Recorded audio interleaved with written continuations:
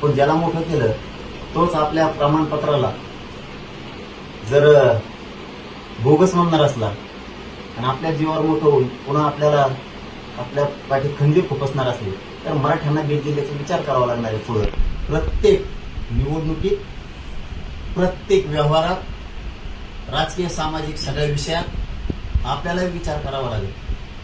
ज्या लेकरांना आरक्षण मिळालं त्या टायमाला आपण विरोध नाही केला, तर आपल्या लेकराला आरक्षण मिळालं तर ते बोगस नाव ठेवायला लागले त्या प्रमाणपत्राला. याचाही घराघरातल्या मराठ्यांना विचार करावा लागणार आहे. कारण आपले लेकराबाळ त्यांच्या लेकराबाळासारखे ते बघतच नाहीत बुवा. ते पुन्हा एकदा जर त्यांना सिद्ध करायचं असलं किंवा ती भाषा असेल त्यांची ते सिद्ध करायची, त्यांचे तेच चांगले आणि आमचे ते चांगले नाही, तर आम्हाला माहिती की वरचं 2% दिलेलं आरक्षण आणि 16% दिलेलं आरक्षण सुद्धा बोगसी.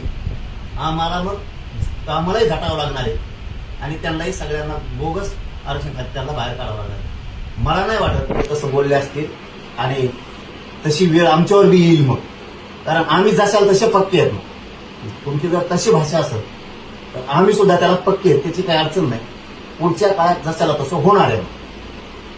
दुसरं असं आहे की GR मध्ये जो मराठा शब्द आहे यावरून भुजबळ आक्रमक झालेले आहे. मराठा शब्दावर भुजबळांचा आक्षेप आहे, यामुळे ओबीसींना फटका बसतोय असं भुजबळांचं म्हणणं आहे.